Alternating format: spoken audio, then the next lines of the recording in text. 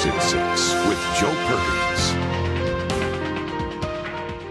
Good evening. Thank you for being here. We begin tonight with an update into a story we first brought you earlier this month when we took you into the home of Alan Clapp. The veteran broadcaster, known as an ideas man, has taken on many fights in his time, but nothing quite like this. At 83 years old, Clapp is battling terminal brain cancer, but that's not all. Clapp and his partner say they are being harassed, wrongfully evicted from their home, and now at a time when they say they should be focusing on Alan's final days, they say they're preparing for an eviction deadline just days away. This is a sample of the last week. They're notices from a landlord that wants Alan Clapp and his partner Geraldine out of their home. This is the mailbox that she installed 2 weeks ago to have an excuse to come to our door. The couple have spent 6 years living in the upper suite of this quiet Victoria home. Mr. Clapp is unlikely to survive more than 2 or 3 months maximum. The letter is from Alan's doctor. It goes on to outline the details of Alan's terminal brain cancer. They're difficult words to read, especially when Geraldine is fighting two battles, one against cancer, the other a landlord. Having to deal with her, it robs me from time that I would like to be with him. Since our first meeting with the couple last week, a lot has changed. Alan is weaker and now permanently in a wheelchair. The door to their home seems to now be permanently covered in eviction notices. Then there's the cancer. All I want to do is sleep, sleep, sleep. But that's difficult. Geraldine says the landlord has recently started illegal renovations in the basement. The whole house shakes, and it is right underneath Alan's bed. It's harassment. We spoke to the landlord by phone today, but she refused to comment on the situation. The Seattle-based landlord has told CTV News in the past that she is moving to Canada and plans to live in the house and wants the couple out by the end of the month. She wants us out. Actually, it's a week today. You've seen Alan. Can you imagine moving him? Geraldine says she can't and she shouldn't. The couple have appealed to the Supreme Court and are planning this week to file an injunction. Their lawyer says it's not a slam dunk, but it should be a temporary solution. For Alan, it's a difficult end to a life that's been full of memories, some of the greatest in 1976, when his Habitat farm in Vancouver attracted the likes of Mother Teresa and Margaret Trudeau. Now the ideas man says he feels helpless, caught up in two battles he never imagined he'd be fighting. It scares me very, very, very much. It was 22 years ago today that 4-year-old Michael Dunahee was last seen on a playground at Blanchard Elementary School. It happened back on March the 24th of 1991. He was last seen around 12:30 that day in the area of the school playground. Despite years of investigation, the case remains unsolved. His disappearance is one of the largest missing persons investigations in Canadian history. Victoria police say they still get tips and continue to search for clues. It's the 22nd year since Michael Dunahee went missing back on March 24th. And, it was still an active investigation with our officers, still something that we do talk about on a regular basis. And, we've asked for it in the past, but we know it's going to be that one tip that breaks the case for us. On Friday, April 7th, there will be a run and walk for Michael Dunahee. The Michael Dunahee Keep the Hope Alive dance is also scheduled. That's for the April 5th, I should say, at Archie Browning Arena. There is also a mass scheduled for Michael and all missing children at noon this Tuesday at the Queen of Peace Church. That's in Esquimalt. If anyone has information about Michael Dunahee's disappearance, they can contact Vic PD or Crime Stoppers.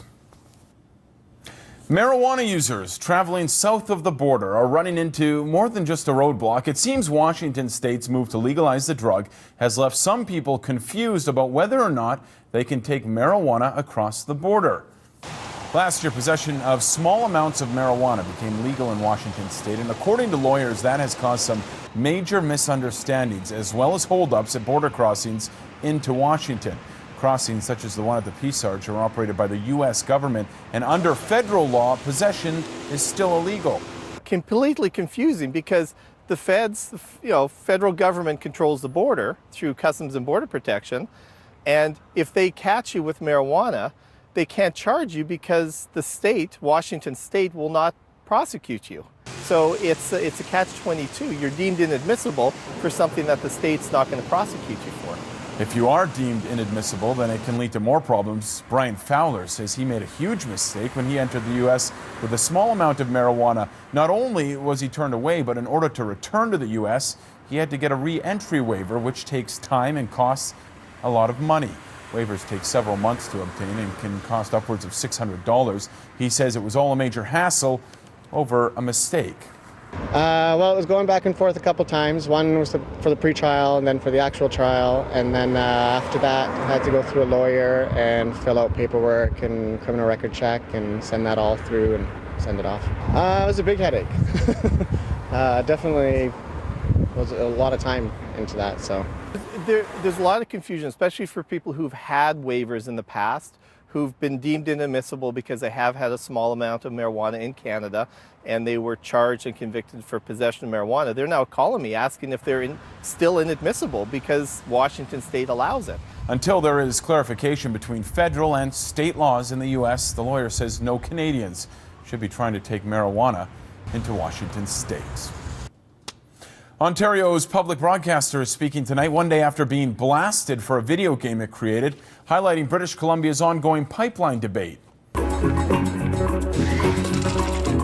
The game is called Pipe Trouble. It's meant to promote a documentary called Trouble in the Peace about a series of explosions targeting Encana pipelines that rocked Dawson Creek 4 years ago. The game's maker, Alex Jansen, says his game is an over-the-top satire based on real events, not eco-terrorism.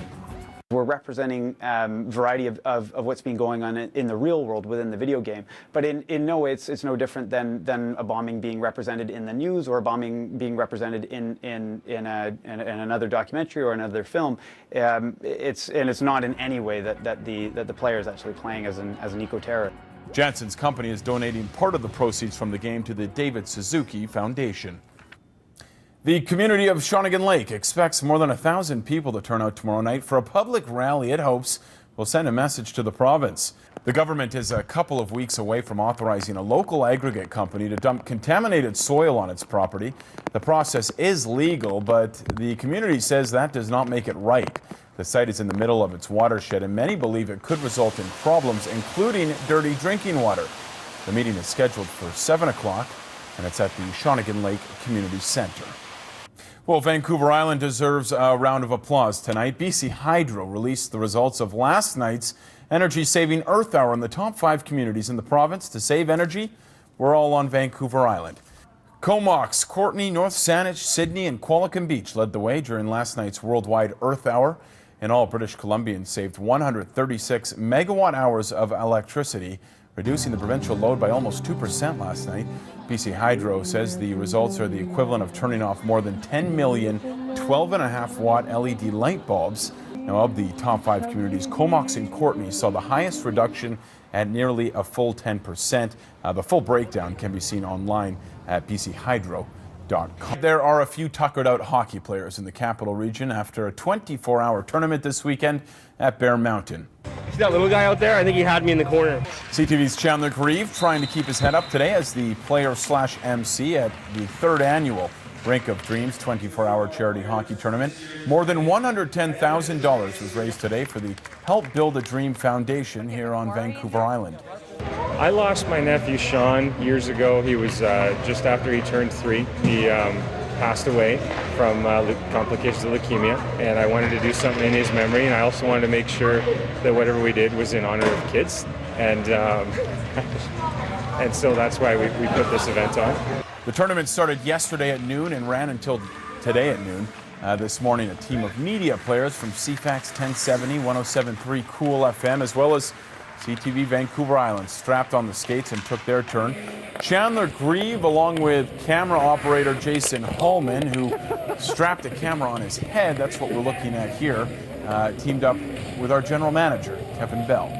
We just try to get involved in the community any way we can. It's important. This is grassroots stuff. It's a bunch of guys that I kind of played hockey with years ago that got together and organized all this, and we were just so pleased to support it, and it's our 3rd year. All of the proceeds from the tournament will be used to help children with life-threatening conditions, all of them on Vancouver Island.